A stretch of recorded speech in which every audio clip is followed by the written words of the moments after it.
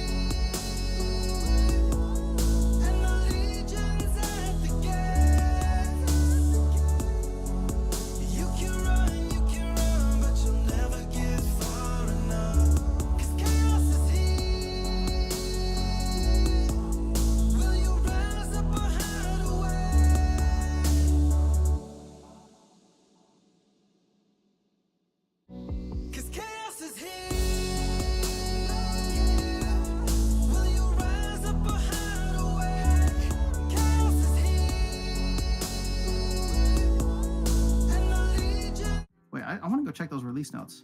How soon can we stake on the battle wagons? I don't think that's going to be until after Rebellion is actually released, so sometime in December. I may buy 1/10 of what I did in CL. Crypto Reaper, how many is that though? No, I am not running a group buy. I was going to jump into someone else's group buy. I mean, not even someone else's. I was just going to be like, hey, anybody who's buying 500 or more, I'll send you some DEC and vouchers right now, and I'll just try to jump in on your bonus a little bit. I wonder how many people are buying on multiple accounts instead of one to try to get multiple titles.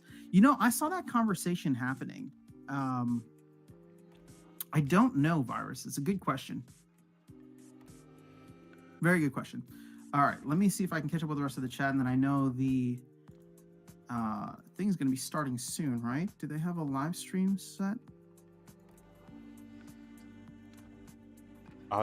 Така ще гледам, кажи има They ли still don't. фидбак? Okay. Знам Hold дали up. да I спирам want to see if I can get my аудиочила да volume пуша. changed. Yes. Sound. Ти го слушаш него от неговия стрим. I'm gonna have to share my entire screen with you guys. So let's go over to the Town Hall channel. Значи няма микрофони. Oh, this is funny. I still have access to the behind the scenes stuff on their voice chat because they had me on the Town Hall once. So I can see who's in that. They have a room called mic check. I can see everybody's there getting ready. Тихо бе, After Sound. Аз стримвам как After Sound стримва мат на Discord. Ама ще да спушина сега.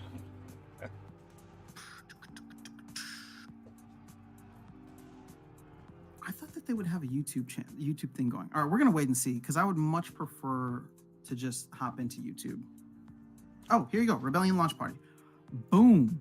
All right, so if you guys want to stay and hang out with me, that'd be awesome. But no pressure. They're gonna have their own thing, and that is set to start in just a couple of minutes here. So let me go ahead and I'm gonna swap out what I'm sharing. Stop this screen and then present that window. Oh, whoops. Hold up. Let me redo that just to make sure that the audio is going to come through. So present share screen. Yes, share tab audio. And then there we go. So when it goes live, we should be able to hear it, and hopefully there shouldn't be anything cutting out with that. All right, so Brandon says, wife approved me to buy one pack more later if pre-sale isn't sold out. All right, fair enough. I mean, really, Brandon, one pack? You don't even want to go 10 just to get that guaranteed? I get it, though. Oh gosh. Tell Butt Monkey to let you get 9 more. If I'm remembering the username right. Let's go, Brandon. Hello, Powis. What's up? Do we have to wait until the end of the pre-sale to see how many promos we got and use vouchers to bump the gold foil chance?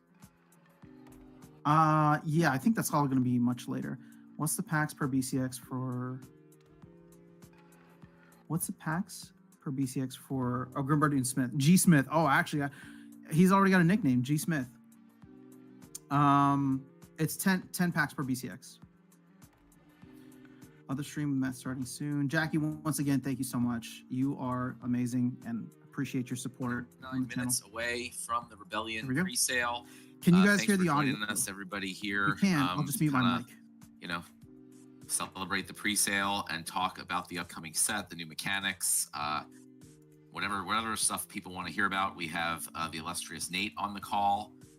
To hopefully give us some eye candy and some goodies there, and then we have Call Me Tim, who is really the architect here behind this whole set, from kind of every aspect, from managing the development, working with creative, the card stat design, coming up with the new mechanics and how they work, and the new abilities and everything. So this should be a good opportunity to hear it, straight from the source. I am no longer the direct source of all these things anymore. We have a team that is, in my opinion, doing a better job than I ever did in the past at delivering cool stuff.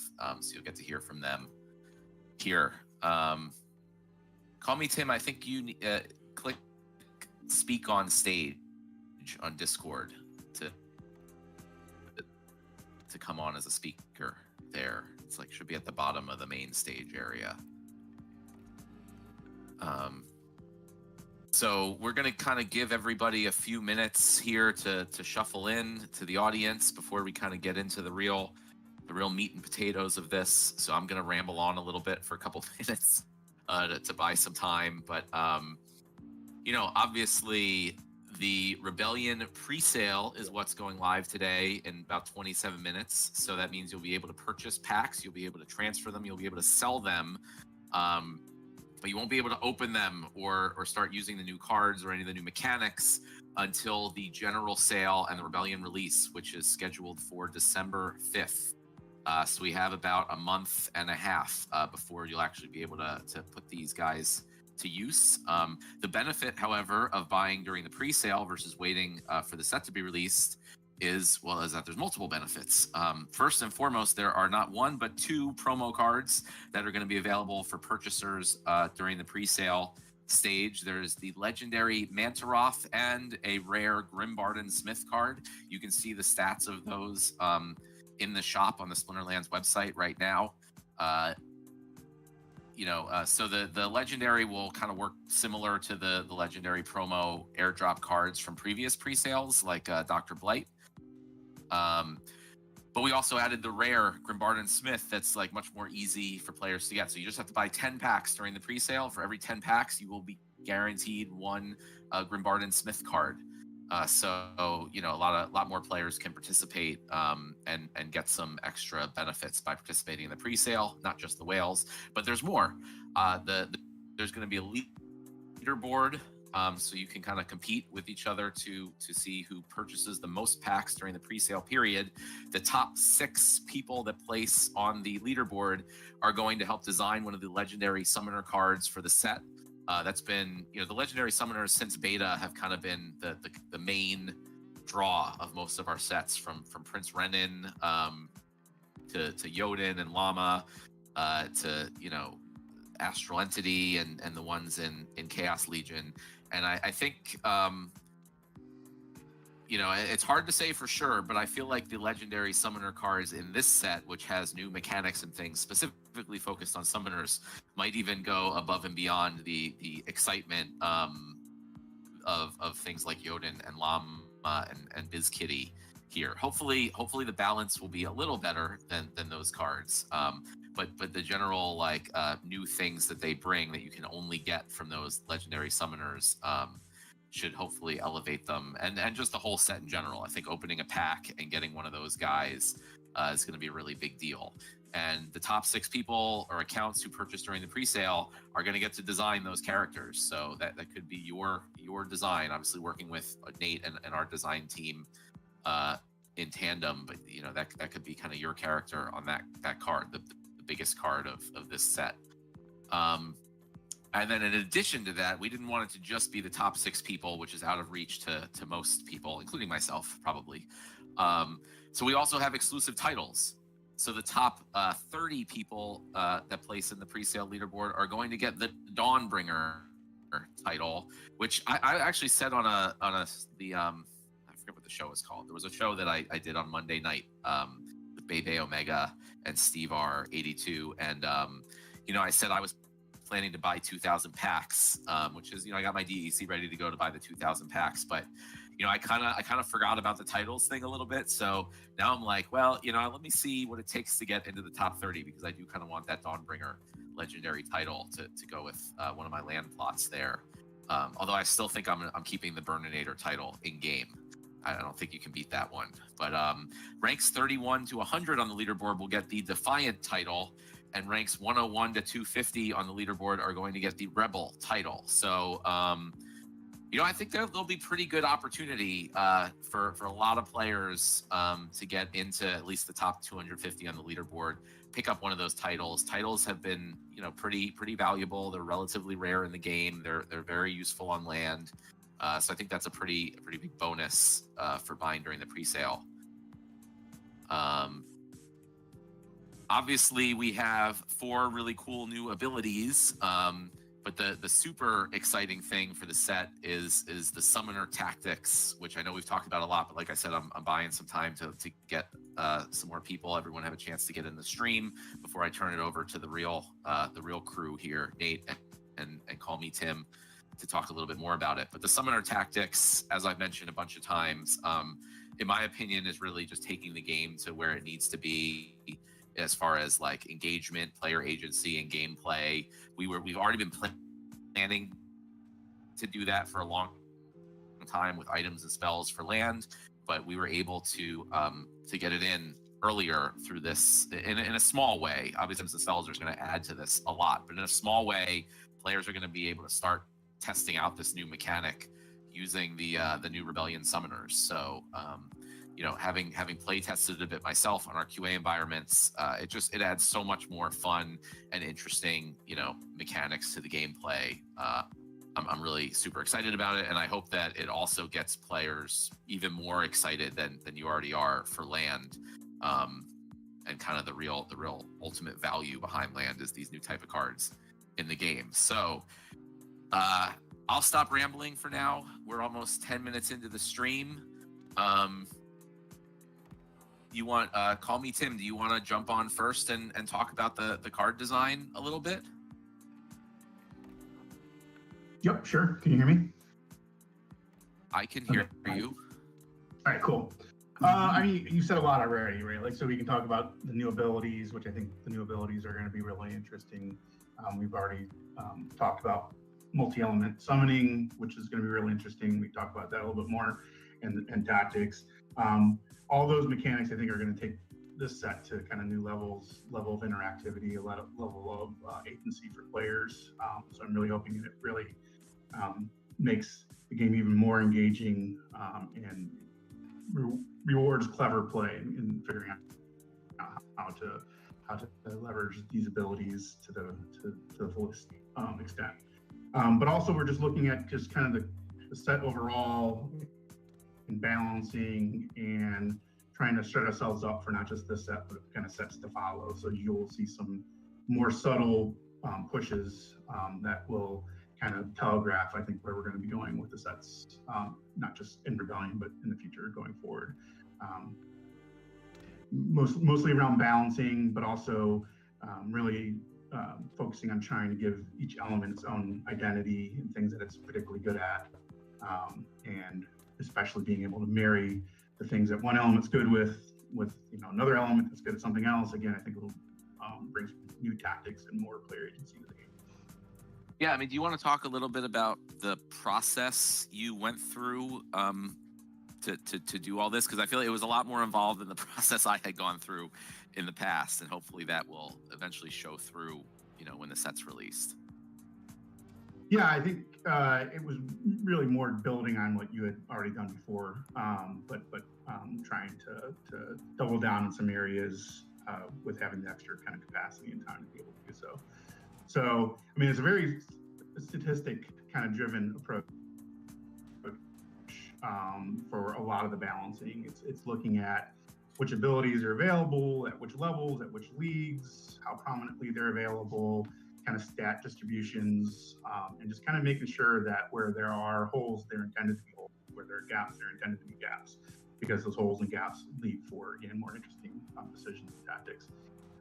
So, process is just a very iterative, refining process. It's looking at a lot of the data of what we have already, thinking about where we want to go with mechanics and statistics, and then figuring out how to kind of incrementally get there, because modern obviously can't dramatically change because Chaos Legion is a very big part of modern. So figuring out how to blend kind of, again, where we're going with what Chaos Legion already has, and to make it feel not disjoint, but also, again, allows us to kind of set the stage for the future. And I think it'll be a very interesting meta environment after Rebellion. Yeah, I'm excited for it, and I mean, I think a lot of the player base knows, but for those of you who don't, a reminder: like in the past, a lot of the sets, the card stats, I mean, it was a pretty rushed process. I feel like we've been always behind for the 8 ball for a long time, and I did most of the stats for the cards. I really focused mostly on max level, just because I didn't have the time or resources to do much else, and and that's where I myself played in the game. and I didn't do this type of statistical approach, you know, of all the abilities at all the different levels or leagues that we're doing now. So it's really exciting to me to see how much better. And I feel like those sets still came out pretty darn well, one way or another. But I'm excited to see how we can take that to even the next level, and maybe we'll look back and be like, wow, you know, in comparison, you know, the previous sets kind of sucked from a balance perspective, and from like cool, you know, stats on the cards at all levels that really work out compared to Rebellion, and also like Call Me Tim was saying, you know, we're also looking forward. So it's not just like crap. We need to get 100 new card stats out in the next month, and that's that. We've been really thinking ahead with the creative team. Also, the creative team is always thinking, you know, way ahead. Sometimes too much ahead, perhaps. But you know, what do we want to do in future Too sets? much. Too much. Never, Nate. I'm just joking. This makes me excited for a lot of the but, Rebellion reward cards. You know, like too. we're, you know, there. I don't even know. Maybe you have ideas of what even the future sets after Rebellion might be called, but I don't know. But we've been planning ahead, and when I say we, I don't mean me. I mean Nate and Call Me Tim and the other team members. Of like, okay, well, we might want to have these cool new things in future sets, and you know, at some point, Chaos Legion is also going to be out of Modern. It's going to be replaced, and we want Rebellion to like seamlessly fit into what we want to do in the future. And I just like, I have never been in a position really with Splinterlands to plan that much, and not rush things out until now. So I'm extra excited to see how that ends up shaking out. With that in mind, did you have something? If you guys want to jump in with something, just, you know, jump in and cut me off, because I'll keep rambling otherwise. But I was going to turn it over to the illustrious Nate to see if he had anything he wants to share. Whatever you want to do, Nate. Let's go, Dazzle Nate. us. Eye candy, please. Oh, whatever I want to do. Whatever you want to do. No, I would say that, you know, for all the reasons I already explained, Rebellion's going to be absolutely incredible. Just the as people, like, you know, did a cutbacks, or due to bear market, or due to people not wanting to see certain features or specific updates as quickly or sooner as people would like. I think that sometimes people get the wrong idea that, you know, that somehow the train has stopped, or that we've gone backwards, or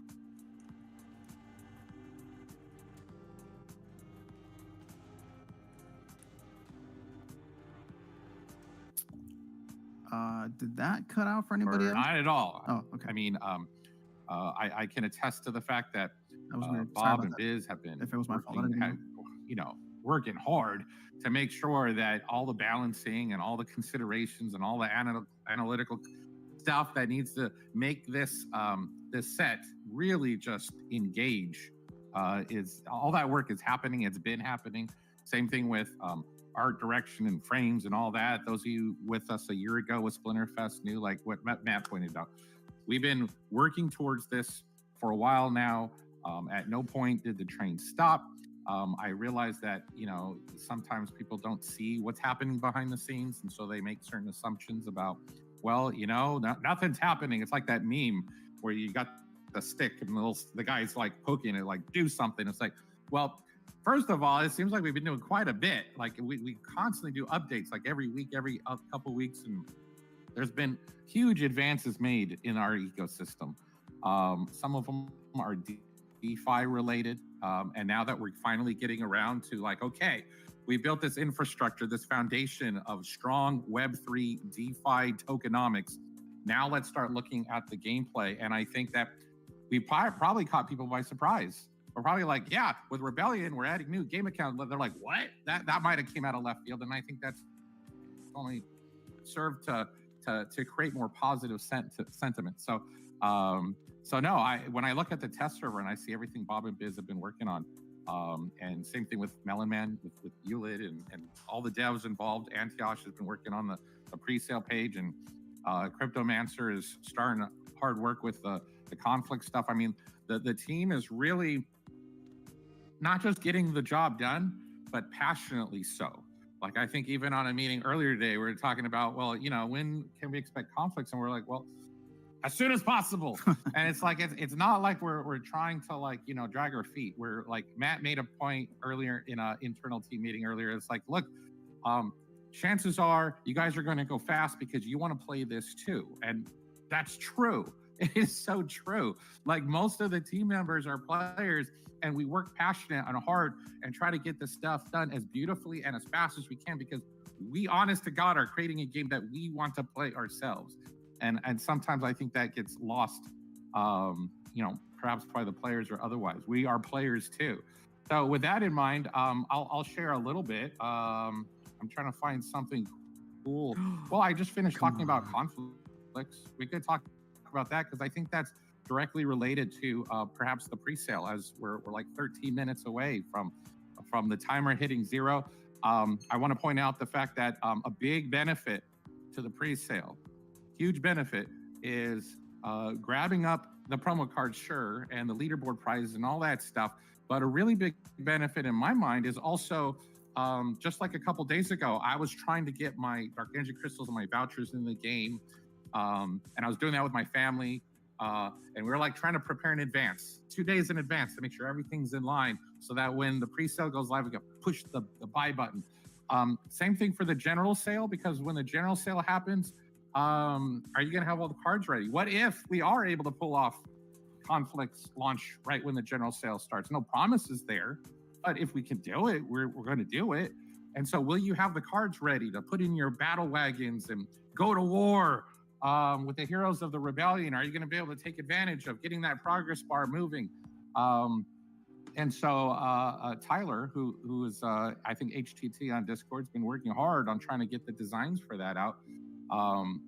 You saw some of that on the announcement post, but I could share a little bit more refinement. I think this is a refined version of some of the UI for that. And, you know, for those of you who look at that and look at the original announcement post, you might have noticed maybe there's some tinkering here and there. Might look slightly different. What we haven't shared yet is the, I guess, once the pre-sale's over and the general sale is starting, how do I claim my promo cards? Like, what do I do? And Tyler's been making sure that there's something to kind of like easily identify on that page. Hey, look, up here at the top, pre-sale promo cards, there's a leaderboard so you can review who got the top spots in case you forget. You can claim. You see Mantroth and the Grim Bardoon Smith up there ready to be claimed. So, and, you know, I'm still reviewing. I mean, these are all subject to change, of course, but I'm still reviewing the claim page and all these other child screens that are related to that. But bottom line is we're working hard, man. We're trying to get this stuff done.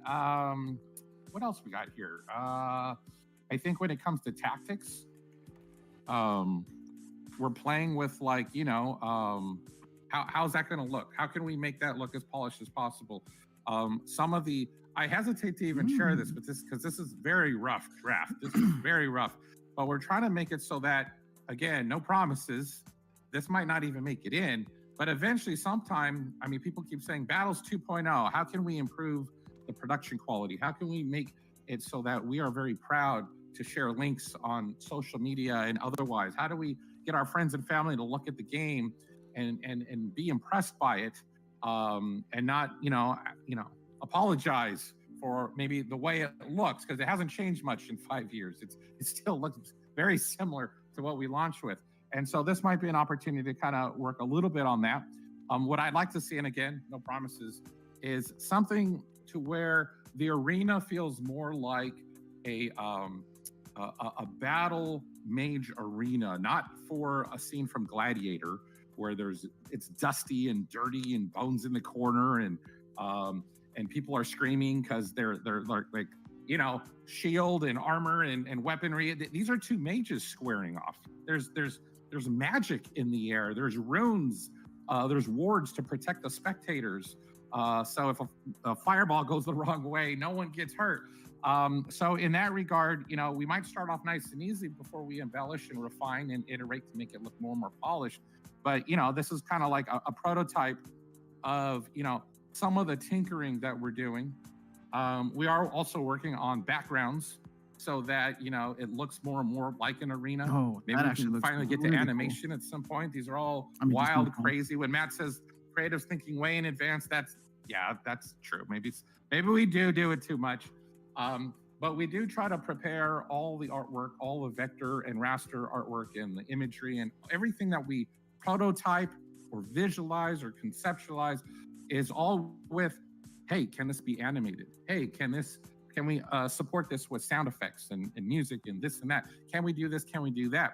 And even though we might not do it right away, rest assured that through the pipeline, through the design and development stages, we're preparing for that in case the opportunity arises where we do have the time and resources invested. Well, cool. It's all ready to go. It's been rigged for animations, been prepped accordingly. We just need the green light when the time comes. And so just know that, the creative is very much interested in making sure that potentially starting with the Rebellion set, maybe not initially at launch, but somewhere along the way, while Rebellion is being sold in the shop, we are going to try as hard as we can to try to increase production quality more and more and more until everyone looks at it and goes, "Ooh, that's amazing." Hey guys, for anybody buying, 6 minutes left. Bob looked at the corrosive ward ability icon. We did end up changing it. For those of you curious, it's probably going to look like this. I'll share that right here. I'll get the appropriate graphic imagery over to the community folder so that people can take a look at that. But originally, I think it was an axe coming, and Bob was like, "Well, it doesn't really affect your weapon," and he's right. So we went back to the drawing board, and since corrosive ward really affects armor, we thought that makes sense. So we had and made that little tweak. So before the general sale hits and you see these abilities in the game, don't be shocked when you see, well, what the heck is that icon? Well, we told you. What are some other cool things? Something that was shared recently in social media, which I'm going to give the more ultra version, is a scene which really sets the stage for the Rebellion. It's an alleyway. There's a rough, not a hoodlum, but he's down on his luck. Maybe he's an orphan. Maybe he lost his parents due to the big chaos invasion.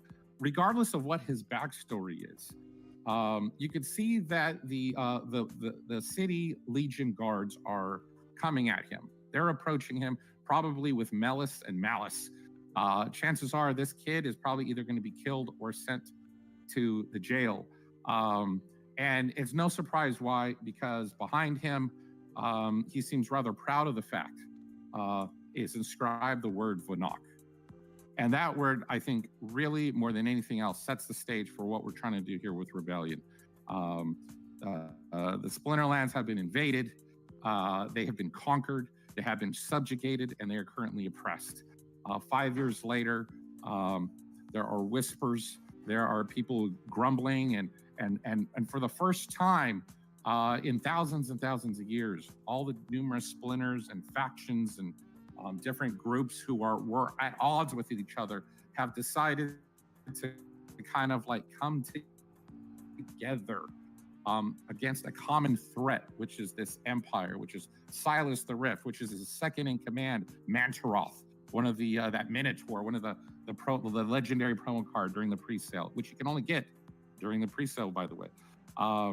And Vonok, meaning together we rise in the Praetorian common language, that really sets the stage, not just for the fictional world building we're doing, but I think also it is just, it's very, I don't know. I don't want to call it coincidence. I think it's fate that at this point in our company's history and our community's history, and during this bear market and during the rough, hits to the face and punches to the gut that we've taken over the last year or two, I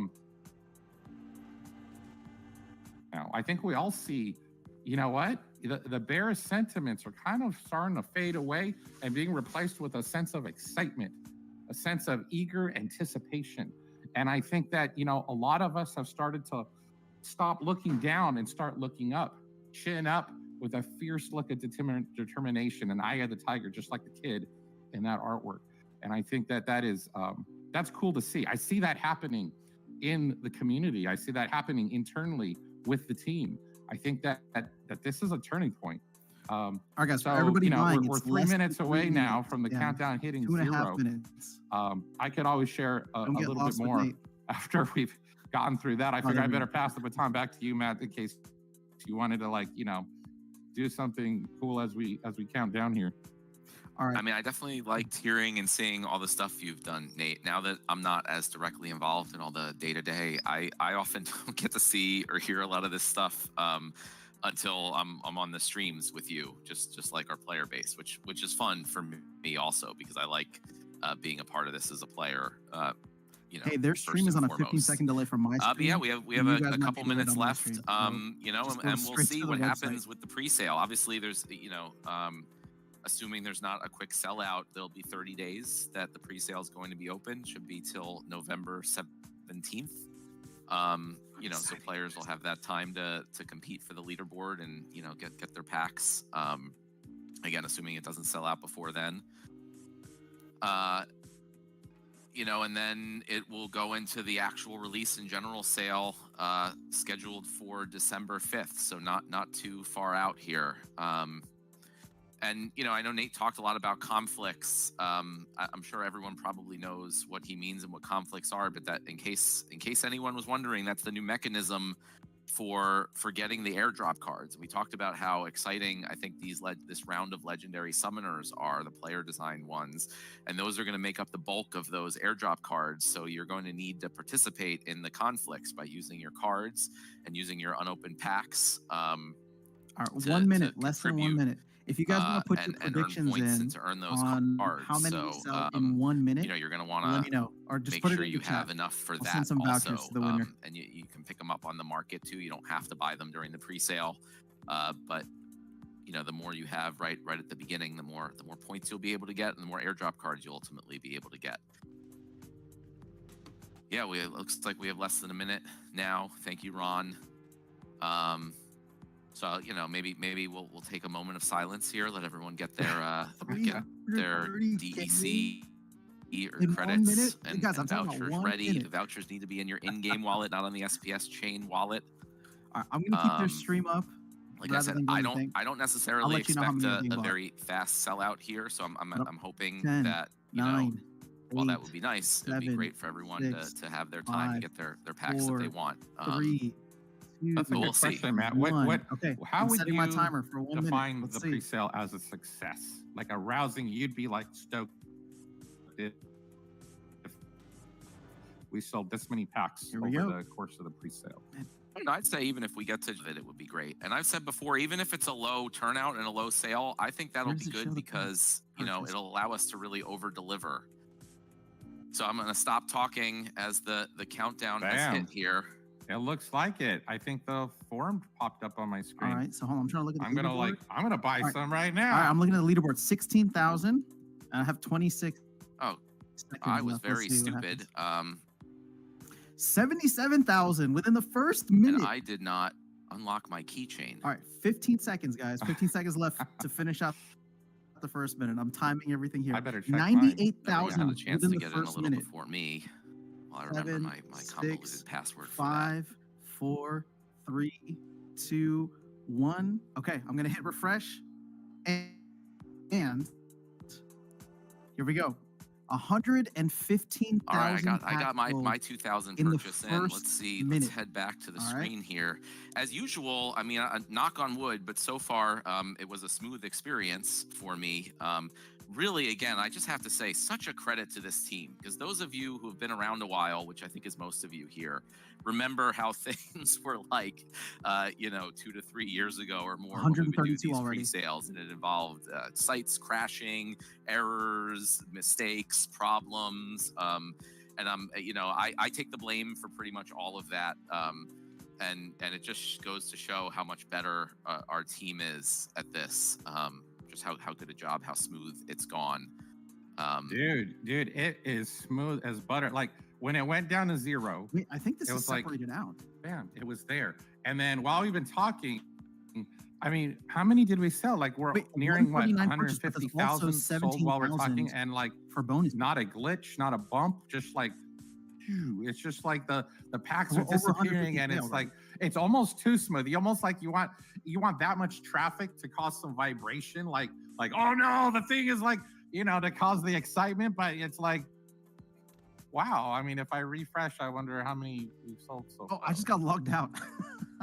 Yeah, Holy it cow! looks like Yeah. over 150 now. Let me see Yeah. where's the leaderboard here. View leaderboard. Let's got see. Oh my Yeah. god, the FOMO's kicking in. I almost want to buy some more now. Jeez. So let me look at the. So I am. Where am I on the Come on, leaderboard? log in. I'm log in. 28th, so I feel like I'm gonna be out of the top 30 here where I wanted to be for the Dawnbringer title. Unless I'm probably gonna have to buy some more. The site is slow now. I guess I'll have to I got step up logged to the out. I got plate logged out again. here at some What point. the hell? That's annoying. But yeah, Oh, it looks that's so like annoying. the YGG pool is at the top. I mean, this could all have changed in the last few If I was seconds buying, since I I'd be so loaded the pissed. page. But the leaderboard I'm looking at has YGG pool at the top with over 12,000 packs. We got Hawk Spot, Brave Tofu, Brybro, Monster Bank, and A Zircon, and the top 6 spots to design that legendary summoner. Let me see. 156 bought, See 19,000. if I can reload this and see awarded if it's changed bonus. here. So we're already at 175. You know what? While we're on the call and we're talking for a sec, Just Nate, 3 I had a minutes in. question for you. You guys came up with the titles. Did I don't know if you read Brandon Sanderson at all, but the titles seem to really look like something out of some of his books. I'm a huge Brandon Sanderson fan, so Wow. Okay. No, I mean, I don't think it was a result 161 of bought, Brandon 20K Sanderson purchased. books. That's I'm trying to 181,000. refresh my memory. I'm looking over it. This is he wrote the Stormlight Archive is like one of his biggest series, and Mistborn, and in Stormlight they have a bunch of they have like Dawn Singers, they're called, and Dawn Shards. So that's why I think I made a misspelling. I called the title of the Dawn Singer, and you were like, no, it's the Dawnbringer. That's why. And he actually has a new book, literally called Defiant, coming out soon. Really? Oh, I think I say have that on his pre-ordered. Google. Yeah. Yeah, No, I just thought, even if it wasn't on purpose, I think it's an awesome shout out to a great fantasy author. Yeah, I think it was completely unrelated, but I'm glad you said there's some sort of correlation for all those fans out there of Sanderson.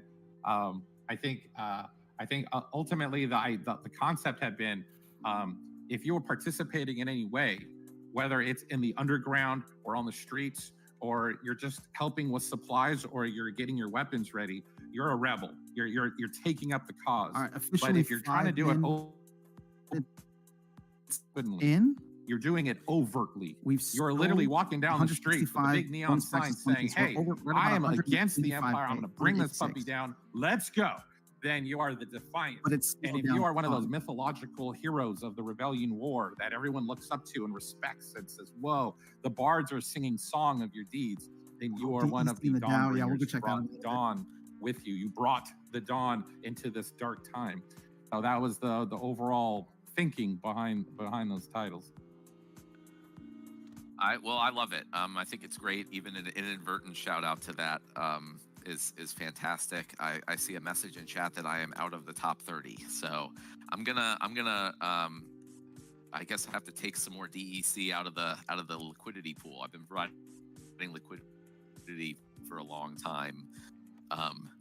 And I pulled some out for the first time in a while to get my 8 million, and I might have to take another dip into the pool, so to speak, here to get that Dawnbringer title that you were just talking about. 187K. Oh boy.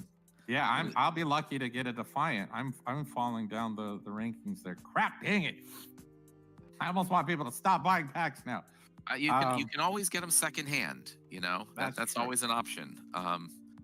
So I mean, it looks like we're getting close. You know, obviously there's the initial rush and then it slows down. So it seems like we might trickle on to the 200,000 packs sold.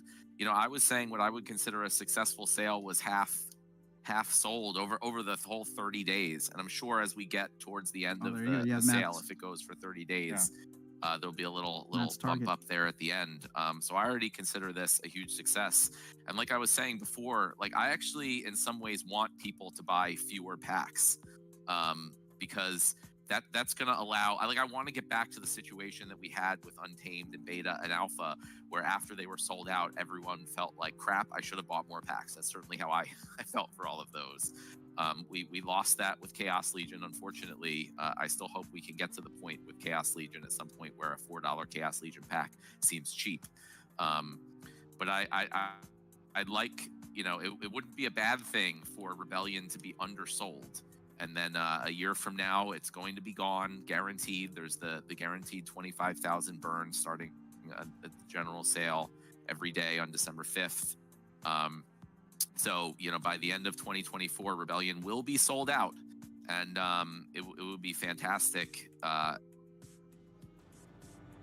if our community, including myself, felt like I should have bought more during that pre-sale. 191,000. When Matt was We're going gonna on hit about 200K stuff, today. and Call Me Tim was talking about all the cool new card stats and how they design those, and Nate was showing all the artwork. My hope is that everyone thinks back to this day and was like, "Man, I should have bought more." So I'm already feeling it, man. I'm already feeling it where there's still packs available. It's like, oh man, because this is the only way to get those promo cards. And I feel like people are thinking the wrong way. They're thinking, well, we've had The leaderboard doesn't go to the sold top card sets 250. They need to before. change We've that. had promo cards before. There's titles, I just right? bought them off the market afterwards. Like, Yeah. no big deal. But with conflicts, I'm interested in seeing how much of that landscape changes, how much the peer-to-peer marketplace changes just from conflicts alone. Like, are people really going to be that eager to put their cards on the market anymore, knowing that over the long term, over the course of the next year, that card that they just purchased could create some sort of passive benefit every day, every week, every month for the next 196K. year? Like, are they going to be quite so eager to put on the market? And if less they than do, 10 minutes. That's 9 minutes in. what's 196. the price point? What is it going to be? It's not going to be like previous card sets. I think while the card set is still live and active, before it closes off and it's done for, that cards have the chance of actually possibly appreciating, like, it's crazy to think that that's the case. But and by virtue of the fact that there won't be that many of these promo cards, like there really won't be that many, even if we sell all 500,000 packs. Yeah, Steve, that's a good question. Let me check. I agree. The conflicts. I don't think it's going to to pump. It's one of the many Everybody has what they need already. game-changing things about this set, and it's hard to say. Like, I don't know how this is all going to go with the whole economy of the thing, but it generally seems in the right direction overall. Of people need to hold on to these things, and they can buy them on the market, and they can use that to gain the airdrop card rewards. Icy Flow, I didn't know that they would already be on the I see secondary. Fat Jimmy has a question within big, capital letters. A discussion about the new AD mechanics earlier. Oh, airdrop mechanics. Yeah, can you clarify the unlocking of the L cards? I'm not sure I understand the question. Do you guys understand that? Nobody has bought or Unlocking of sold the L Rebellion packs cards. on the secondary L market cards. yet. The ask right now is 3.9. The bid is Still be 2.1. pack quantity So there hasn't been an sold, actual transaction to burned. determine the price. pending. I think he means the amount of them that are distributed. Like, how are we gonna figure out the amount of the airdrop cards that are gonna be distributed? Yeah, it's gonna be more exact though, because we're gonna look at the amount of packs that have been opened so far, and then like the amount of those cards that would have been in circulation, assuming they were in packs up to that point. And then we're going to fix that number. I mean, we might go a little bit above, and we will fix that. It's like, this is the amount of cards that are going to be given out. Whereas before it was a little difficult because we just had to make it like number of packs based, and we couldn't guess that as exact as we always wanted to ahead of time. So here we're gonna look at the number of packs that were opened, how many of those cards would players have gotten had they been in packs, and we're gonna fix that amount, and you'll know that. Early on, if not like right away at the beginning of the conflict period. So you'll know exactly how many cards are going to be given out, and then it should have like numbers on, what are your chances for getting how many cards So based let me on check. the points you have. All right, let me refresh. And sort of related, but not really. But And we don't even off of YouTube. stream, it's usually 197. on We're Discord, but I do notice, 198K. Over since it's 198K. related, Alfred's asking, do we know when we get the promo 12 cards? minutes in. I believe that we're going to make that claim button possible at the beginning of the general sale. So right now, scheduled for December 5th. And then that's when you'll actually claim any rewards that were, promo card related that were related to what you did during the pre-sale. Does that sound right, Matt? Yeah, no, that's a really good question. Yeah, so the two promo cards for the pre-sale, Mantaroth and the Grim Barnum Smith, you will be able to claim those is planned for December 5th, along with the full release of everything. So like you're not going to be able to get anything other than just the unopenable packs until December 5th. So that's where we're at. Call me Tim. I don't know if you wanted to talk a little bit more about the summoners and some of the ideas we were playing with on the amount of summoners in the set or things like that. Drop it. I will qualify. I should have said this right at the beginning of the stream, but like everything we're talking about here is subject to change before the general release. So everything we talk about is like what we're thinking about, what we're planning, but we're going to be doing a lot of play testing in the next month and a half. We're going to get a lot of community feedback, and we're not going to hesitate to change something if we feel that it's for the best. Just because we talked about it. Feel free to shed some light on this stuff.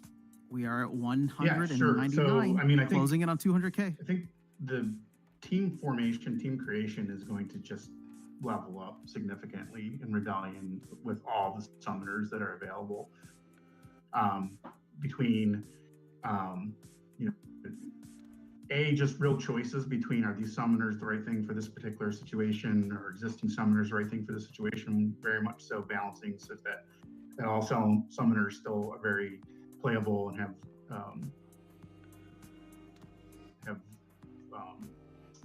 their place to shine, right? The new summoners are gonna like multi-element summoners are gonna shine in a lot of rule sets where the card pool is heavily restricted, right? But the multi-element summoners also bring in some interesting tactical decisions around things like which fiend. I have two choices of fiend that I can bring in. I want to drop in a 0 mana fiend into this battle. Which one do I drop in? Now I can pick, the one that brings the ability that I want to play. So I think multi-element in and of itself, I think is going to have a lot of tactics that are going to be discovered. Can I jump in? I did not even think about the fiends. I don't know how with multi-element summoners, like that's just such a big deal right there. Being able to use 2 0 mana cards is big. Wow. Okay, sorry. I just had to say I didn't even think about that. Or even picking the one that you want, right? Like even I during testing would get, okay, well I got a slot left here. Let me slot in a fiend, and then there's 2. Oh, which one do I want? Which ability do I want? Right. So I think multi-element. Especially as people start interacting with balancing and where certain elements are better or worse at things, right? I think multi-elements just by itself just going to be a big game changer in a lot of situations, right? Not all situations. In some situations, these summoners aren't going to be the best summoners. In a lot of situations, they're not going to be the best summoners. But where they really are going to be the best summoners, they're really going to bring a lot of interesting tactical decisions. We're so close. And then to 200K, guys. the tactics and the choices. With, the challenge with Rebellion is there's so much we can do with it. What do we want to do with it? And we've crossed. From I have the exact amount right here. Target effects. 200,000. So we're 16 minutes in. Again, very much so subject to change, but we're playing around with things that feel similar to like direct damage, right? Like so, being able to before the battle begins, pick a creature and poison it, and that creature might be your own creature because maybe it's your martyr that you want to be poisoned, or right, just the things that we can do with it are just have not been possible in the game previously. But these summoners bring that to the table, and then so each one of those by themselves is I think going to be game changers for tactical play. And then the legendary summoners that are likely to have a blend of both of these things are going to be very, very interesting to play with. So trying to hesitate. I don't know how much to say and how much not to say, but No, I mean, I want us to be pretty transparent again with that caveat. Like, you know, let people know what we're thinking. So I mean, like, one thing is, I think we're looking at having more summoners in this set than in previous sets. Is that yeah, right? that is correct. Yeah. So right now, the plan is that there will be 5 additional summoners than what we've normally have released. So normally there's 1 summoner per each of the elements, including dragon, not neutral. So we'll have that, and then we're going to have 5 additional summoners. And right now, the plan is that we're going to have some pretty low-costed, aggressively costed, properly costed, balanced multi-element summoners, in addition to the tactics and choice summoners. And then the legendary airdrop summoners, there's going to provide a lot of summoner choices for players. So it sounds like they're going to separate out dual elements. I'm like most multi-element excited and again tactics. about the legendary That makes airdrop sense. summoners. I mean, there's a lot of stuff to be excited about. So it's hard to pick a thing, but it's like, in a way, they sort of encapsulate like the most exciting things from previous sets, plus a lot of the most exciting things from this new set all together. And Mango Wambo, obviously 100% success. the people who got to design the Today's other been legendary really good for summoners, I think they got a fantastic deal, and I hope that this takes it even to another level. Like, these are the must-have cards, and these are the post all over social media when you unload a gold foil version from a pack cards for this set. And just as a reminder, those cards are not going to be in packs up front. So those are airdrop cards, and they are going to be given out through our new conflict system. So if you buy a bunch of packs and you wait to open them until after the airdrop, you'll have a chance to get them in the packs. Definitely. And if you participate in those conflicts by staking your rebellion cards or unopened packs, you'll be able to get them for free. It's like they're extra bonuses you'll be able to pick those cards up that way. And I'll remind everyone about a few other things with the conflicts in particular. Obviously, you need vouchers for the pre-sale here, and you will need them for the general sale. But you're also going to need them to participate in the conflicts.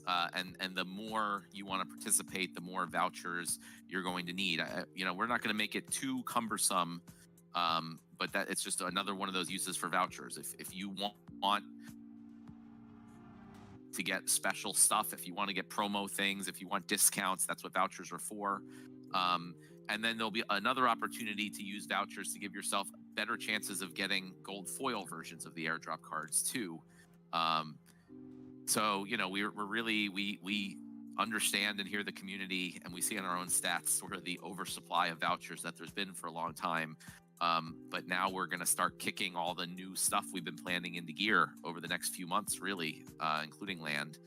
And vouchers are going to feature heavily into all of that, as far as, like I said, bonuses, extra stuff, discounts, exactly what they're for. So that's the benefit you get beyond the regular APR for staking your SPS all this time, for committing to the game and to the project. When I design this stuff and I design the economy on like pack costs and all these things, I consider vouchers to be free. And I know a lot of people might say, well, they're not free. They're worth 3.4 cents or whatever it is on the market. But if you stake SPS, you should get them for free. So I look at it like that. That the players who are really committed to this game are getting them for free, and it really only costs money if you don't stake SPS, right? So it's kind of the choice of the players. But that's how I think about them when I'm designing, the economy. Is I take into account their market price to figure out how many of them things should cost, and for different benefits, obviously. And usually we go much higher than the current market pricing, because we want to give them that extra value. But as far as like the cost, like I see them, and I think players who have SPS staked should see them as the free giveaways, you know, that they get for committing to the system. 2024 is going to be the year of 20 cents. So let's do hope Matt do a can do it. refresh here. Let's hope Matt can do it. See where I have fallen down to on the leaderboard.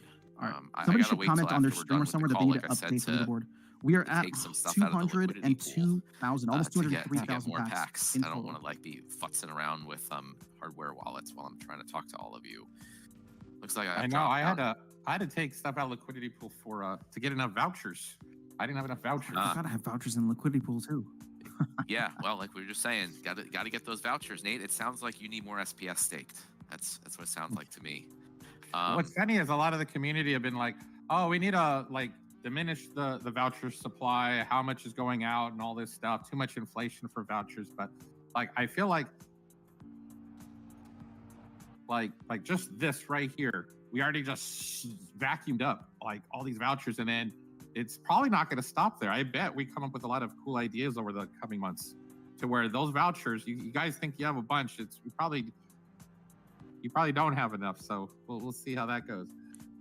Yeah, I mean, I had done some math. I think if the pre-sale sells out, it would be 2.5 million vouchers. And then the general sale, with my like estimate of 1.5 million packs potentially being sold over the next year, that would be another 7.5 million vouchers. So that'd be 10 million vouchers in total. I mean, that's roughly the total current supply of vouchers. Now we're talking about over the whole next year. Oh, he's talking about 2 million so vouchers. those will be, Okay. you know, constantly resupplied, but also that's not factoring in conflicts and land, and there's going to be some promo cards I'm sure that we're going to do over that time. Oh, I hope So it goes my heavy on goal again conflicts. is to make vouchers, you know, make vouchers scarce again. Yes. Is kind of the goal here, and where this is the starting point. Oh, Matt. You know, and all there's, right. and there's a bunch You're of winning me questions over, about Matt. like what the maid Make wagons might vouchers scarce cost. again. I mean, you know, again, saying I'll let you know what I'm currently thinking, having just spent a little bit of time on this, with the understanding that this could very much change. So if it changes, I don't want to hear people saying you said this, because I very clearly said this is just what we're thinking, and it may very well change, you know, dramatically in either direction. Oh, fuck, But fuck, I'm fuck. thinking around like 10 vouchers or something per mage wagon. You know, it seems to be a nice number where it's easily affordable for most people. Like I said, probably free for most people who are participating and who have for like the normal amount of cards and packs that people will have. Nice. But for the whales, the people who have a ton of packs or a ton of cards, I mean, they are going to have to put up more vouchers. Again, those people probably have a lot of SPS staked, so hopefully it's all again free from that perspective. But that's kind of what I was thinking. But we're gonna keep an eye on market pricing and economics and how things are going as we get closer and make a call. But since everyone's asking, that's the current thought process. The site only shows the top 100. You know, there was also a They need question. to change You know, it to one the thing we top didn't talk about 250. also that like directly relates to all of this is the DAO proposal that was passed. You know, so one of yet another thing. There's so many things that are new and innovative with this release that I forget a lot of them. So that's a good thing, I think. So the one of the big things is that the DAO paid $250,000 to the Splinterlands company to help us financially develop the set. That those funds were paid out from the DAO's account yesterday. We took the BUSD. There was like some 70-some thousand in BUSD, and the remainder was USDC. So that just, you know, obviously BUSD is being shut down by Binance, I think, in the next few months or so. So like the DAO no longer has to worry about that. You know, and we just, the Splinterlands company just swapped that out for USDC. So that's been paid. And then in return, the DAO is getting half of all of the revenue that's brought in DEC from the sale. So, I mean, so far, it you know, with over 200,000 packs sold, that should be over $400,000 worth of DEC, roughly, that's gone to the DAO in the last half hour. You know, I know there are a lot of people saying that we were just, you know, trying to scam money out of the DAO or, you know, raid the DAO. Keep in mind the team is going to pull things half like of that out. Whatever just went into the DAO, so, the team pulls you know, half out. my thought was that should likely be that the DAO would make out extremely well from this whole arrangement. It seemed like the majority of the SPS token holders agreed on passing the thing, and I think we've already seen that to be the case so far in the first half hour. And this still goes for the next year, a little over a year. This is still going to go for, and the DAO is still going to be earning, and it's all going to be gravy at this point. So it's going to put. We've already surpassed the break even. Like, KQ, like the if I money's been remember paid correctly, back that we I think they're going to do it on a received weekly already, is what you basis. said. Yeah, a lot more. I Or think within at 30 days or something like that. 125,000 packs sold, so that would be not including the bonus packs. And we're already at 180,000 packs, so we've surpassed that quite a lot. And then you factor in, DEC is still a bit under the par value, but still we should have far exceeded Yeah, that. not weekly. It's within even 30 with all days. those they'll pull caveats. stuff And out. again, it's only the first 30 minutes, and we have a year more of sales going to the DAO. And I think short term, the company's giving up some revenue, but long term, it's going to be extremely beneficial for us. I mean, we're a huge holder of the SPS token, and obviously, just generally with how intertwined the DAO and the token is with the game product, the company will do well if the DAO and the tokens do well. So it's purposely giving up some short term revenue for what I think will be a lot more revenue over the long term, and it'll benefit all of us together, which is exactly how this is supposed to work. So Level Up Life, the way that I understand it, Amazing. the team is going to hang on to the I'm credits continuing to and then refresh send here. 2,000 EEC for I think each. it's to also the amazing DAO. that So I there's think you gonna and be I some both thought the reconciliation same period, thing. accounting The period, pre-sale where they figure out can how be much they need to considered take out, how much they successful need to if put over the in. course I'm assuming of that'll the happen next on a month monthly basis. we sell 250,000. And I was looking at the same time I was looking at the packs disappearing, and almost exactly somewhere around the 15-minute mark, we went and hit 200,000 sold. That's crazy. First 15 minutes. Yeah, and I also I'm not even worried so much about it's less about is the pre-sale a success. It's really about is the entire thing a success. I mean, the pre-sale is just one little, relatively short time piece of it.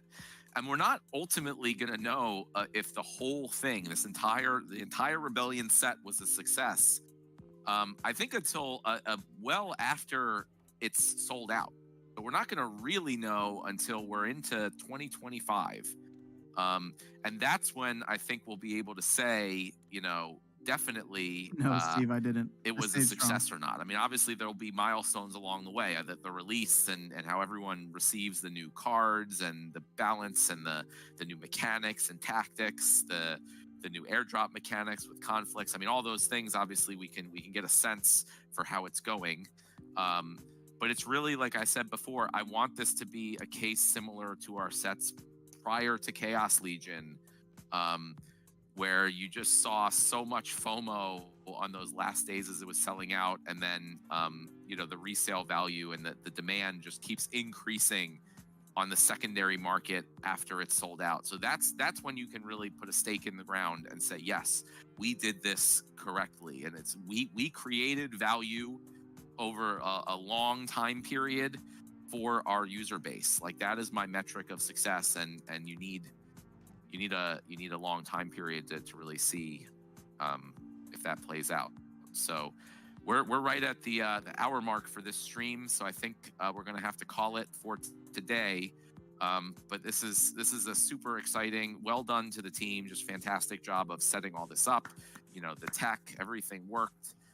Very knock on wood, smooth. it's been fantastic, and now Well we done. have the next year or so of awesome stuff continuing to come out before we can officially say, yes, we succeeded in building significant value for ourselves, the DAO, and our player base all at the same time. So thank you everyone for being on, and we will I'll talk to you next Monday.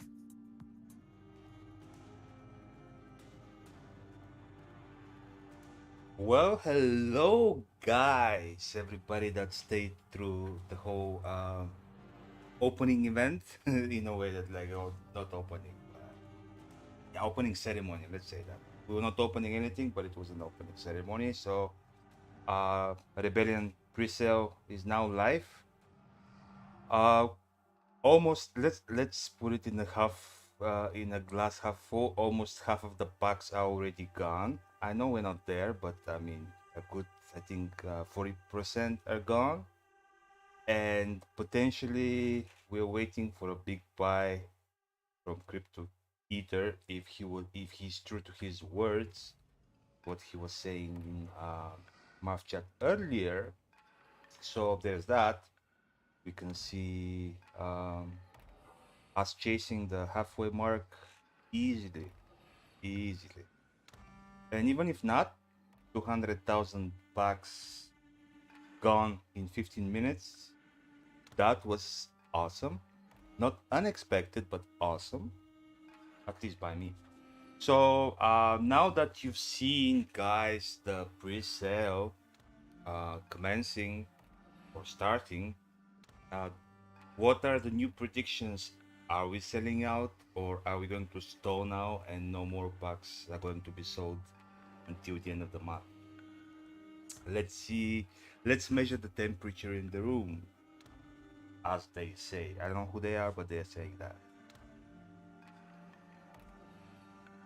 Kraken says, did you leave any packs for? Yeah, sure. There are around 9,790 packs for you, Kraken. So you can jump on anytime in the next year. They'll be there. They'll be there waiting for. Well, I mean, on diminishing return, because we will start burning eventually, December 5th onwards. So yeah, don't take all your time. Kraken saying, I think they'll sell the whole. Whoa, I mean, yeah, my prediction was 2 weeks for full sellout. I still stand by that.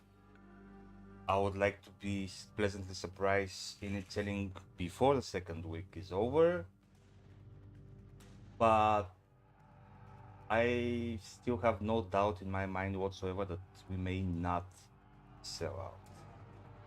So and Kraken is making prediction by November 25th.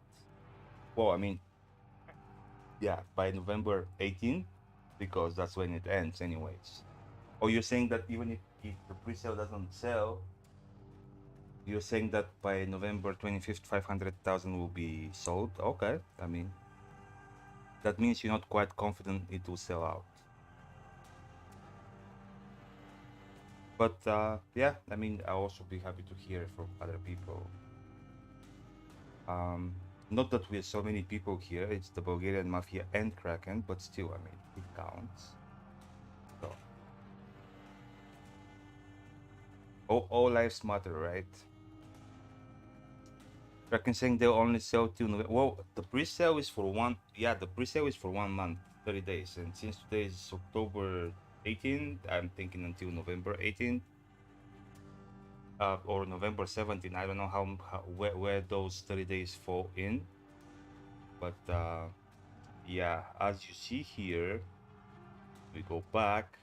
We have 29 days, 23 hours, 24 minutes, and 25 seconds. So, and by the way, 15,000 more have gone from the 300,000 mark. So we are getting closer to halfway there. Just saying. Also, still not seeing Twitter. He might have been just trolling, but not seeing him on the leaderboard. There's that. So I mean, who knows? Who knows what will happen? But I'm so damn excited. I was enjoying the opening ceremony stream on the official Splinterlands channel. I was enjoying talking with my friends here as well. In the meantime, yeah, Kraken. It was supposed to be a 1 month. I mean, it's still supposed to be a 1 month. But yeah, I have this good on the screen. 29 days remaining, and my packs 1,100, which means max legendary and almost max rare, which hopefully if I sell my 4 guaranteed gold foil rare ones, I'll buy the remaining TX. So pretty much I got a free rare and a free legendary, and I'm happy about it. And that's worst case scenario, because there is always a chance there is a better case scenario, or even best case scenario. I don't know, actually there is no best case scenario, because I don't know what best case looks like. So there is a worst case scenario and there is a better case scenario, and either way, at least my legendary is guaranteed. Actually, no, I might get 10 regular and 1 gold foil, but then again, yeah, I'll just sell the gold foil and buy the regular. I mean, and some. So yeah, I think worst case scenario, I'll have the maxed for free, in a way. I mean, because yeah, anyways, I was planning to try to max the set. I was planning to buy packs. I would have bought it anyhow during the sale, like during the span of the year, but I wouldn't be getting anything for them when I was buying them later. So I count the 2 cards that I'll get for free, because I would have done it anyways, but I wouldn't have gotten anything for it, or less for it. Let's put it this way, because I'll be also collecting airdrop points, conflict points from day one. So there's that. How come the Bulgarian mafia all of a sudden became so quiet? Did you guys leave me for after sound? Are you guys going there because it's shinier and more people? Come on, stay with me. Although I'm still happy. I mean, I'm happy to just talk with Kraken, but he also went quiet. So I don't know.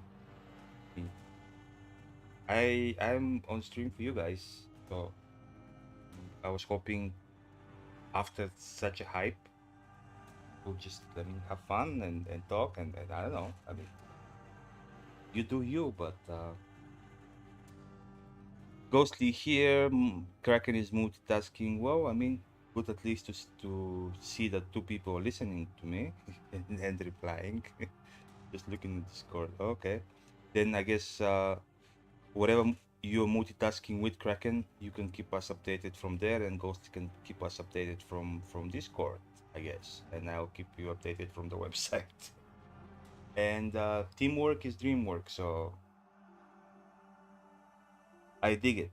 Okay, we really slowed down at the 285 mark, 25,000 mark, and yeah, if Crypto Eater doesn't wake up soon, I guess that's where the remaining of the pre-sale will start from. 285,000 packs remaining.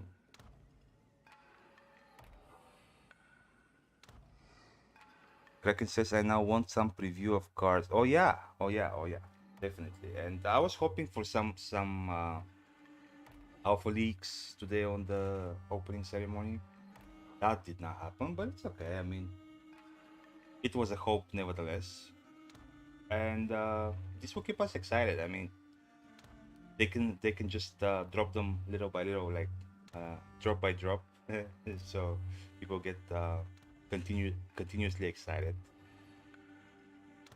So sometimes keeping things under wraps is it's better hype than just giving everything at once, because yeah, people get excited for a day and then well, whatever. I mean, it's 2 more months until we ever see them anyway, so who cares? Ghostly, yeah, they could have, but I mean, they've shown the cards people are fighting over at the pre-sale, and that should be enough for the pre-sale. And I'm sure before general sales, not only will we have all the cards, but also there might not be any pre-sale packs to be bought, so people will be waiting eagerly until general sale starts. There might be that hype momentum. So it's just 2 months. I mean, it's less than 2 months. It's 1.5 months ish, and I personally can't wait. Damn it. Vozen said they did the promo, yeah, and got set apart from the promo. I can't believe a set with 90 plus. I think 94 was It's 96, 94, something like that. Does not have more than 2 cards. Oh, they have. Whoa, I mean, see, Ghostly, just because they're not showing them doesn't mean they don't have them ready. You know, it's just as I said, managing the portions they spew out the hype, in my opinion. I'm sure they have all the cards ready, and now they're tweaking maybe some of the stats additionally with the internal card testing. But I mean, they don't need to share because, as I said, at the moment, what is going on is the pre-sale.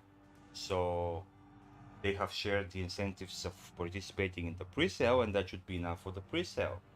Before general sale comes, however, they would need to share at least some of the cards, but they will not really share some of the cards. They will share all of them in a way because they'll be dropping them at the MAV server.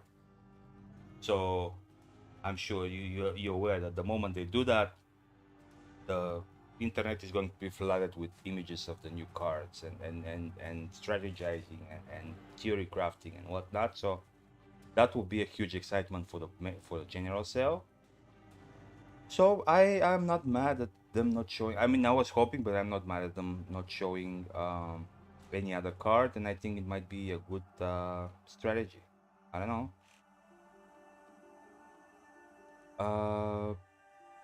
Go saying 1.5 months before launch. Yeah, so show something, hype people up even more.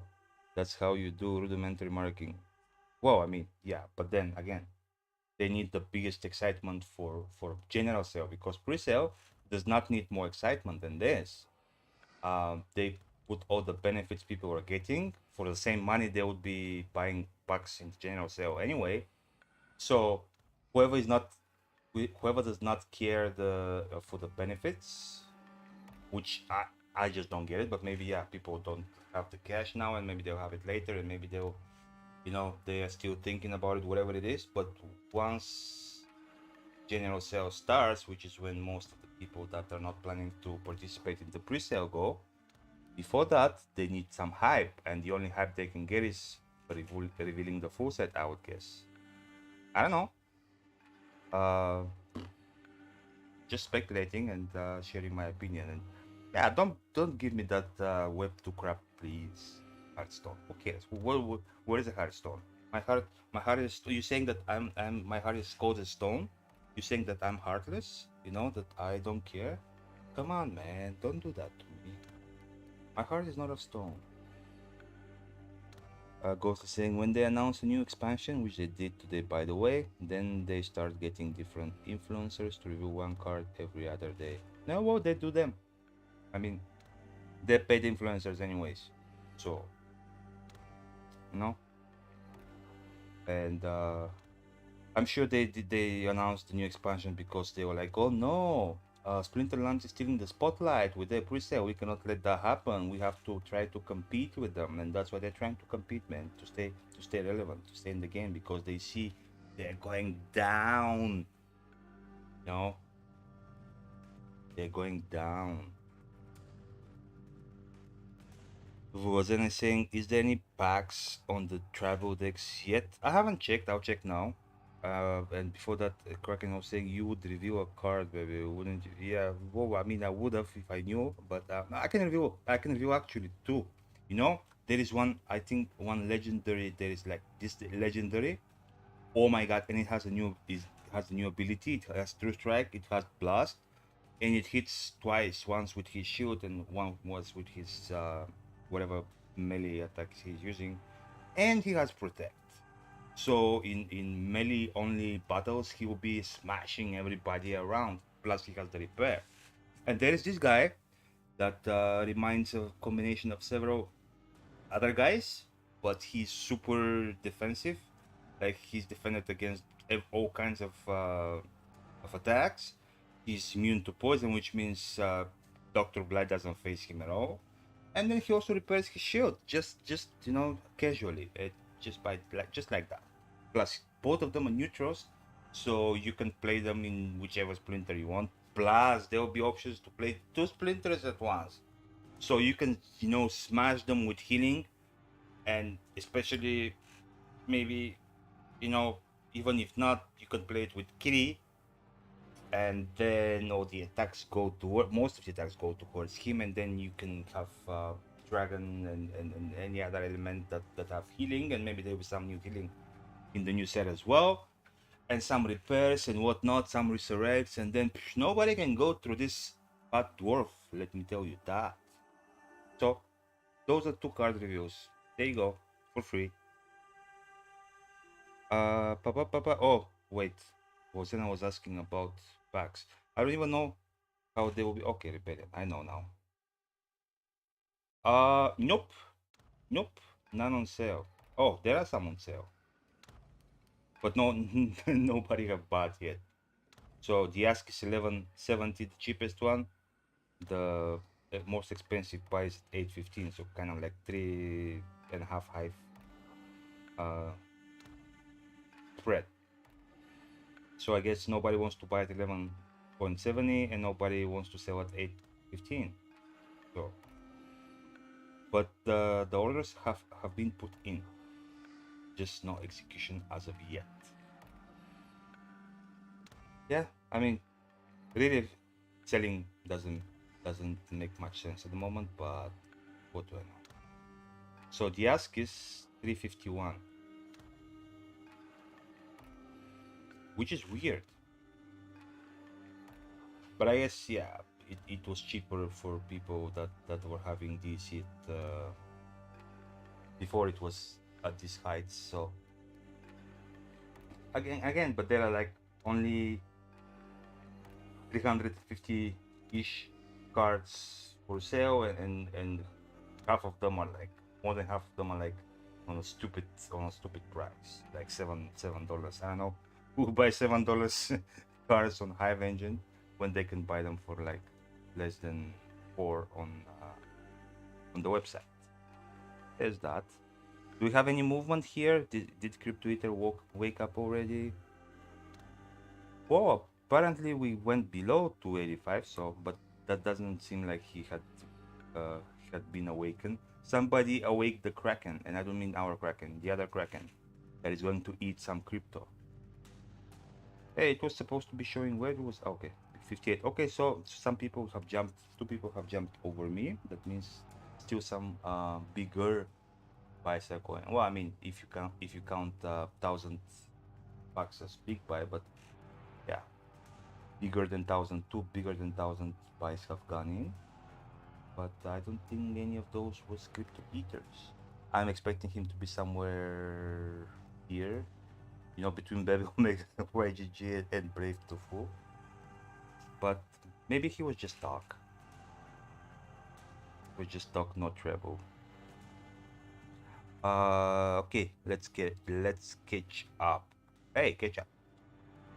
Kraken saying it's a good idea. Been there, done that. What did I talk about? What was a good idea? Probably about the revealing them. Oh, playing the dwarf with. And when I say Kitty, I didn't mean Kitty. I meant Lily. Well, I mean, you know what I mean. The Chaos Kitty. But yeah, you get my drift. Ghost is saying he hits hard with his big stick. Yeah, and with his big shield as well. Kraken saying, what's the progression? I don't play champion. Progression of what? I don't play champion either. I'm collecting my eggs from diamond. I reach top of diamond, but I don't jump over champion because I enjoy winning 20-30 more chests per season on the season rewards, and around 100 to 150 more from the daily rewards. So I'd rather stay diamond 1 than go to champion 3. So I don't know what's the progression. Ghost is saying a great analysis. Thank you very much, sir. Yeah, I specialize in hypothetical card analysis, but I just do them for myself. Yeah. Kraken saying, I want to see a summoner. Oh, for that you have to wait, dear sir. But I'm sure we'll get there. Man. I mean, oh, Kraken, now that they fired all of us, you don't have any more muff access, right? Well, I mean, you can join the stream. I'll be playing a lot with virus and hopefully Ghost. Oh, Ghost, by the way, did you claim already your muff status? Come on, man. What are you waiting for? What are you waiting for? But yeah, we'll be playing a lot of battles here with virus who promised me and Ghostly who also promised me. So you get to feel all the new cards very soon, as in 1 month probably from now, because I think it will be at least a couple of weeks before we hit the general sale that they will give us the new shiny toys to play with. So Ghost is saying the great pack cycling begins now. I don't think it will be great, and I don't think much of it will be happening. I guess obviously some people hope to get some DC back from the bonus packs to actually be ready at least partially for LAN. And I was considering it, but then I just don't have I don't have the heart to do it. So I guess I'll be just sitting on my backs. I won't be trying to flip flop. Ghost is saying thankfully that will be applicable only for the pre-sale. It's auto claimed. The bot said I had dinged. Dinged what, man? What did you ding? I have to go to the to the Twitch chat now. I don't see the bot saying anything. No. But I see you flexing your auric already. That's nice. And now I'll plan. Oh, ding! Ghost BG, denizen of Gangland. Your Hive account, Ghost BG, reach more. Oh, nice. You mean that bot?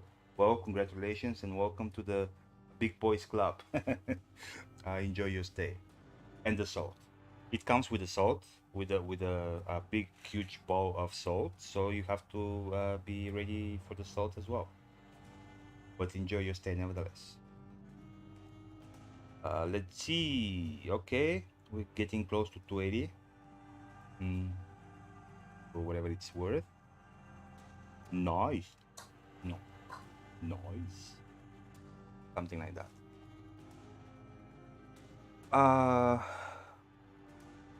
It's auto-claimed. Oh, okay. I didn't know that. I remember when I was becoming a Maverick, I had to link my account and some other stuff. Like, it took me a few. But I'm glad that they made it automatic.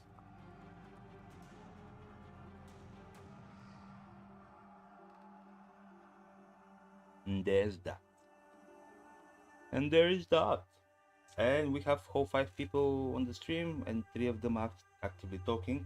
I would assume the other 2 are the Nightbot and Restream. So I believe it's the 3 of us guys. Sorry, my stream is not as exciting and as crowded with people as After Sounds, but it is what it is. Kraken, I don't know, I don't remember if I've seen you there, but have you watched our Into the Splinterverse this Monday? Me, Steve, and Matt. If you haven't, man, you have to check it out. It was so exciting. I was so stoked to be able to talk with Matt Rosen himself and be able to squeeze some alpha out and to take a sneak peek into his brain. Yeah, thank you, good job. Yeah, I enjoyed it immensely. I was so excited. I mean, it wasn't obvious, but inside of me, I was so excited. And I was so excited that he actually also was like very open to sharing all his ideas, regardless to when they may become reality, because he said none of this is coming anytime soon, but eventually that's where they want to go. So it was very exciting to hear where they actually do want to go. I was enjoying the conversation a lot. But there's that. And also, if you want to hear some Web3 game arguments, yesterday I was arguing with after sound on his stream.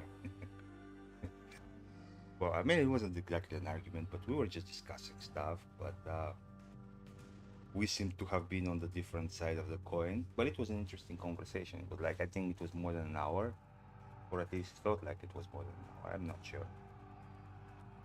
But yeah. I frequent the more populated YouTube channel, YouTube influencers, like YouTube streamers like After Sound and Stever to get visibility, because nobody wants to come to my channel. So baby, like me, baby, like Bebe channel or Bebe Omega. Kraken saying the only part I didn't like was when Matt said they were going to avoid the untamed summoner situation, but he thought Chaos Legion legendary summoners were underwhelming. Why would you not like that?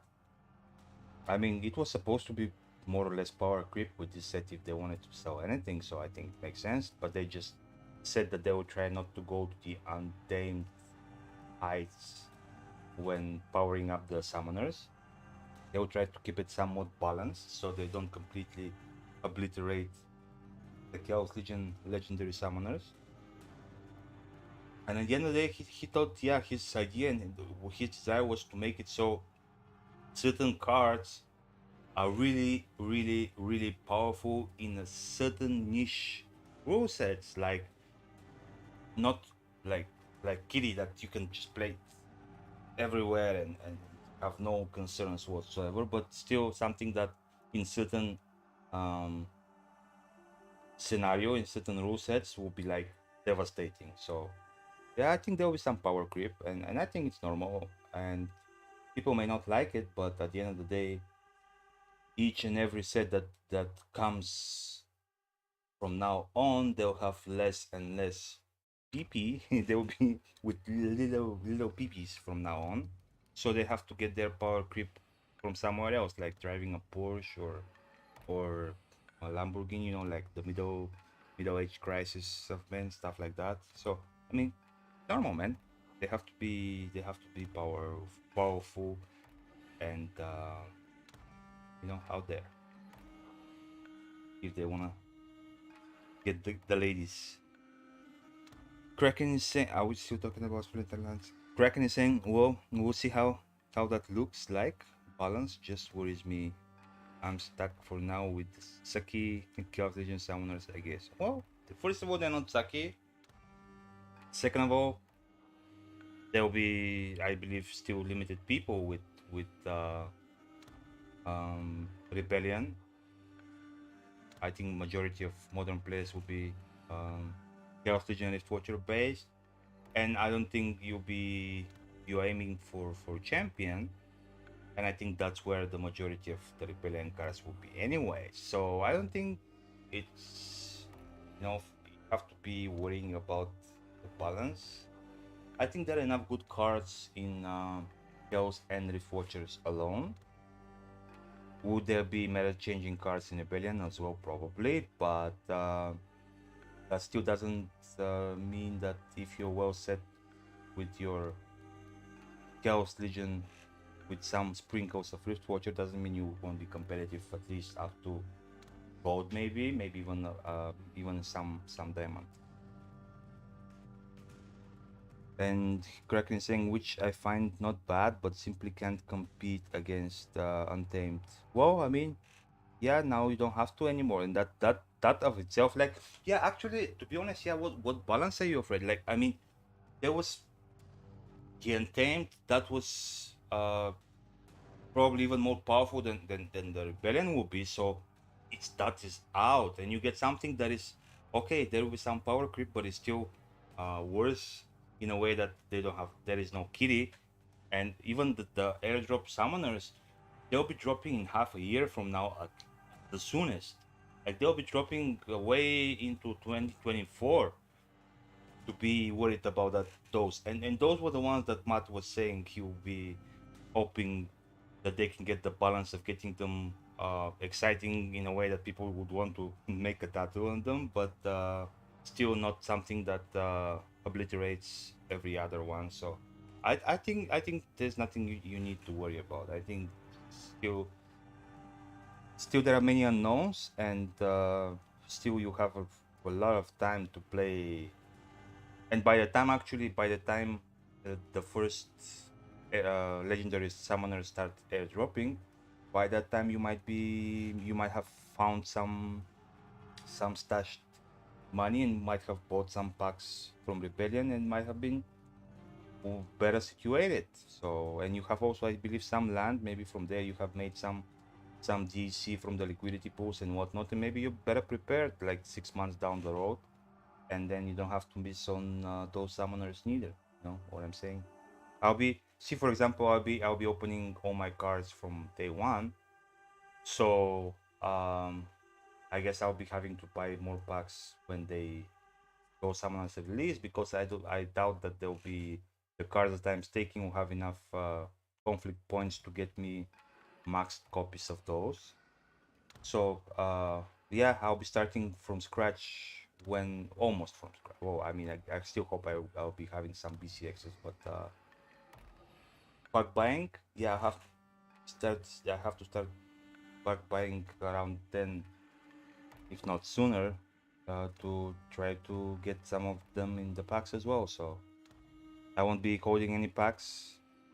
Although it's like, when I was listening to the opening stream today, I was thinking like, can I just keep my Archmage playing in Wild for the next 9-10 months, and just stake my 1,100 packs and then just collect airdrop points? So I just open them once all airdrop summoners are out. But then I was like, what are you thinking? I mean, I want to play with those cards. I want to see them in action. I want to be leveling them up. So I was like, yeah, that's a no-go. I mean, some people might be doing it, but yeah, either way, I'll be having to start opening them at some point, and that some point will be as soon as a general sale hits, because that's when we will be able to open packs. So I'll be having this huge, awesome, exciting hype stream when I'll be opening 1,100 packs, 10 at a time. So we keep it like for 5-6 hours at least, maybe. I don't know. Who knows? But that's a good idea. To soak in the whole opening, like to soak the whole experience. We'll see. No, not a promise. Just thinking might be cool. So, how are we doing here? Let's see. Let's refresh. Did we move? Yeah. Well, we moved like 600 bucks. Okay. Well, I mean, even if that's the end of the, like, if that's what's sold from Rebellion, I'll be happy. I'm 59th in the leaderboard. I have almost 200 places to go down and still get a rebel title. Oh, actually, for the moment, I'm a defiant. Well, that's exciting. I wasn't counting on that, but I think rebel sounds cooler. But then again, this one has better rarity, so. But yeah, if it stays this way, it's okay. I still get a nice title as well. One of those two. I wouldn't be I wouldn't be mad if I dropped between those numbers. I'll be mad, and I don't think that's very likely, because like we almost half of the packs sold already, and I'm like in the top 60,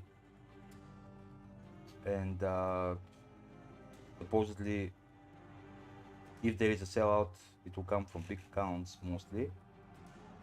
So yeah, I'm hoping at least I get the rebel, but even if it's defiant, I won't be complaining. Let me tell you that, and that means one more title for my inactive land, which I'm not going to be. Oh, well, actually, yeah, I have 70,000 DC, so I guess I'll just start with my my magic legendary plot which will be doing research, and that will be all my land participation from day one. And then hopefully somewhere down the line, from somewhere, some DC will find its way to my account, and I'll take it from there. But yeah, in the beginning, it will be just one single plot doing the work, unfortunately. Ghost is saying people buy expensive cars during the crisis and we buy packs. Oh well, I mean, because we're new generation, I mean, we know better. You know, car, you know, just you own it, and then it uh, eventually dies on you.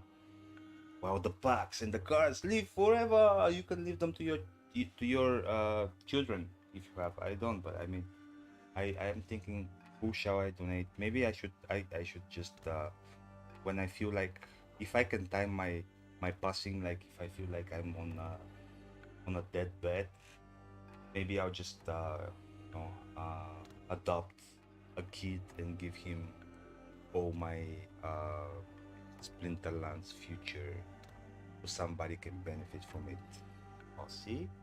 That will be my random act of kindness. Kraken is saying, haha, I try not to obsess, but I worry. This is the way. Yeah, this is the way. That's what Mando said. But yeah.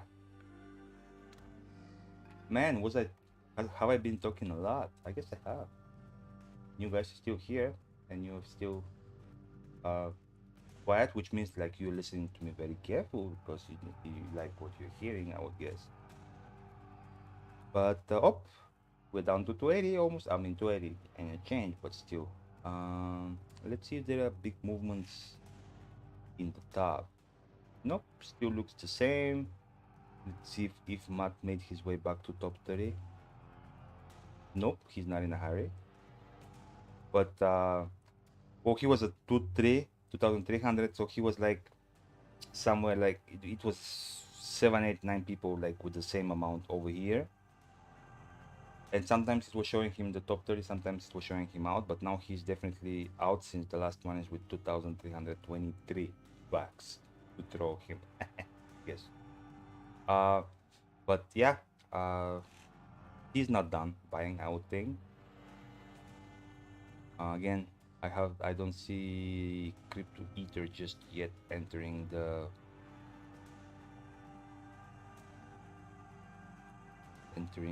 battle for top spots. And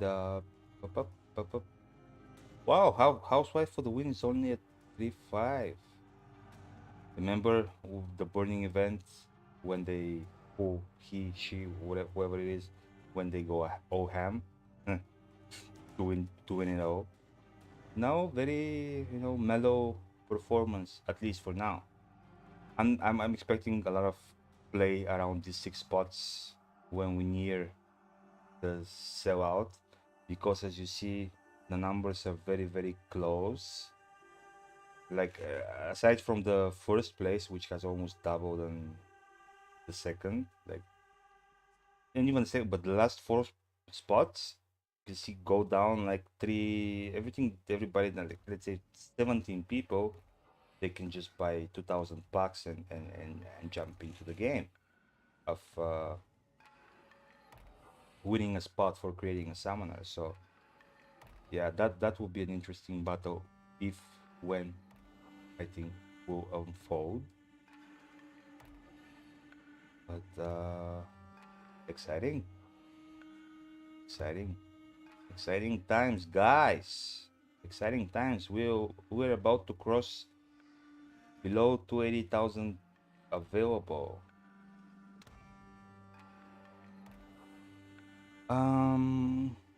Ghost is saying the top places will be torn between fighting for the titles or saving DC for land. Let's hope land comes out in 2 weeks. And yeah, I'll just go check what is happening with DC, but imagine what that will do to DC as well. Reckon saying decisions. First pack sold on the secondary market for 351. Oh well. Somebody got semi-deal, because I mean they don't get free cards for it, so there's that. Buyer, Synergize, Stellar, and DB, and they will go down in history, I guess. In a way, making history here. So my point was, how is DC doing? Okay, we're still over 95, which is cool. 340 up for the last 24 hours. And on top of all, I'm about to sneeze. So sorry guys, but I saw that coming miles away, and I was still not prepared. Well, at least I didn't sneeze in your faces, in your face. So you have to be great in a way. You don't have to, but you can be grateful, no? And I think we lost for Zena. Maybe he went to work, you know. But we're still here with Ghostly and Kraken. Also accompanied by Restream and Nightbot, who are taking care of the channel. So thank you guys as well. I mean, I know you're not guys, and I know that you cannot hear me or you know, receive my gratitude, but thank you nevertheless for keeping the huge crowd here in order, so nobody steps over the limits or steps over anybody's toes. But yeah, guys, I mean, I've been online for a while. I felt like I did not talk much because we were listening to the whole opening event, but it also doesn't seem like you want to talk much neither. I just wanted to make sure that I'm on for the pre-sale and that you're not missing on anything, so everybody that was here was able to simultaneously watch after sound stream and the opening stream as well, the pre-sale opening stream, and the ability to chat. So we at least we achieved that. And again, I'm super hyped about what's coming up. I thank you guys for taking from your time to be with me. I appreciate y'all, and I see probably if everything goes right, maybe tomorrow morning I'll jump again. Maybe once the initial emotions have passed, and once there is no after sound stealing on my viewership, maybe then we can have some nice conversation with hopefully people joining the stream. But I guess for today I'll leave it at that, and I'll see you guys around, and think about, especially you Kraken, about you know, jumping in, taking a taste, getting something. Yeah, I mean, I was guessing he's still streaming. It makes sense. But yeah, you're free guys to go and enjoy now the big crowd. I mean, thank you for staying with me here in the small room. But yeah, see you around, and bye.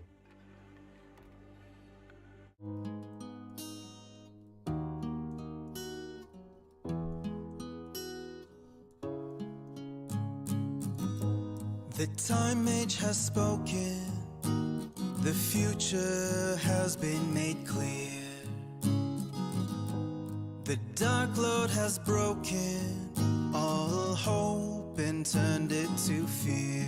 So you'll get no mercy from General Sloan. No mercy will ever be shown. You can try